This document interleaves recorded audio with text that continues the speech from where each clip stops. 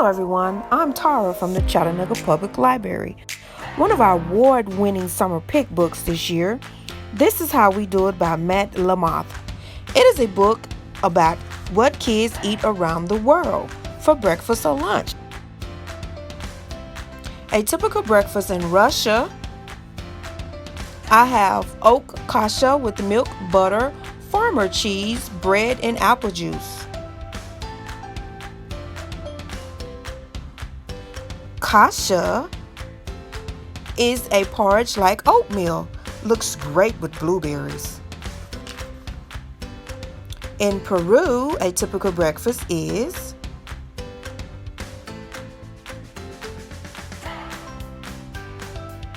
fried rice with chicken and peppers, sliced boiled plantains, and hot milk. Plantains are a cooking banana. They are not as sweet as the bananas we usually eat, and they're a lot larger and tougher. A typical breakfast in Italy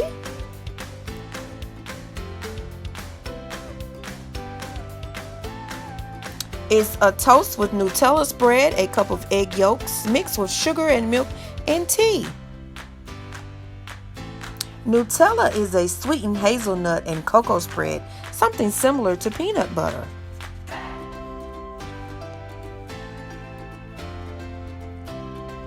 A typical lunch in Iran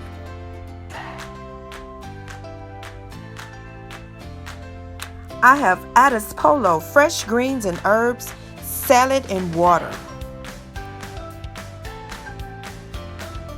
Adas polo is a Persian rice dish with lentils, raisins, and dates.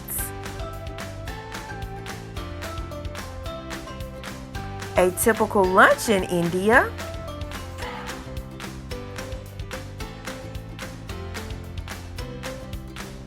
I have chapati, okra and chocolate cookie and water. Chapati, also known as rota, is an unleavened flatbread, which means unleavened does not rise.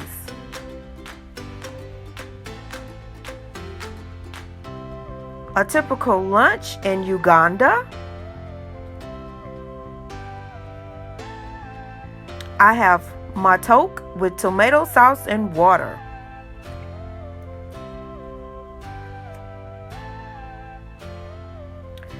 Matoke is also another kind of cooking banana, but this one is from East African highlands. And last but not least, a typical lunch in Japan. I have rice with chicken katsu, soup, salad, and milk.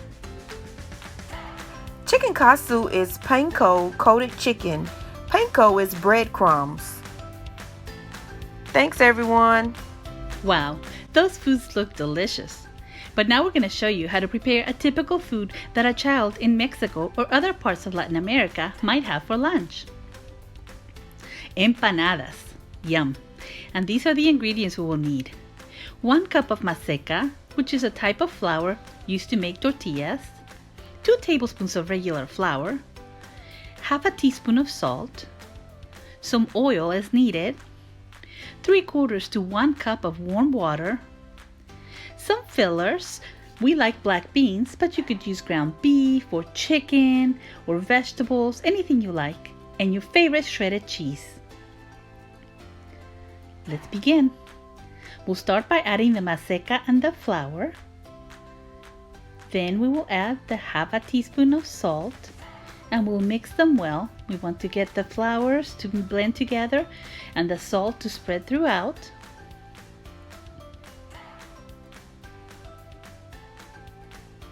Great. Now we'll add our water. We don't usually measure because we make these all the time, but you can start by adding 3/4 of a cup of warm water and add some more as needed. Dig your hands in there, make sure they're nice and clean, and you want to mix and mix until you get to the consistency of Play-Doh. We've all had Play-Doh, so we know what that feels like. It does not look like Play-Doh right now. He's probably going to need some more water. Keep kneading. You'll get there. As you start getting closer, just add water, more water a little bit at a time. You don't want to add too much, otherwise you'll have to add more flour. That looks perfect. See? Just like Play-Doh. Now start by making a ball about the size of a ping pong ball. And then we're going to flatten this ball in a tortilla press. Don't worry if you don't have a tortilla press. You can always use a rolling pin. Flatten it out. You want it to look like a tortilla. Not too thin because it'll fall apart, and not too thick because it won't cook all the way through. Let's do 2 for the example. Excellent. Now we're going to add our favorite fillings. So we're going to start with the refried beans. Again, you can add your beef or your chicken or vegetables. Then you want to put on your favorite melting cheese.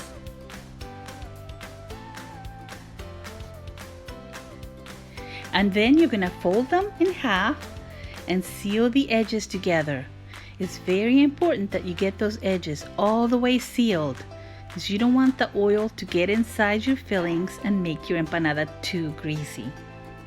Seal them up really well, press with your fingers, lift them up if you need to. Then they're ready to be fried. You will need an adult helper for this part because oil can get very hot. Now we're not using very much oil. You can use more oil than we did. We just didn't want to waste it for 2 empanadas. But you want your oil to cover all the way from the bottom of the empanada and reach all the way to the sides. Cook your empanadas until they start turning brown. Beautiful. And then flip them over. And cook them until both sides are nice golden brown. Again, with an adult's help. As your empanadas get ready, you'll need to take them out and you want to absorb the extra oil. So when they're ready, you're going to place them on a paper towel and then pat them with another paper towel to get off all that excess oil. Excellent. Now your empanadas are ready. All you need is your favorite dipping sauce. Enjoy! Thanks for joining us. You can find lots of great books at the Chattanooga Public Library about cooking around the world or about just cooking things you'd like to cook. Just go to our website at chatlibrary.org and check out some of our books.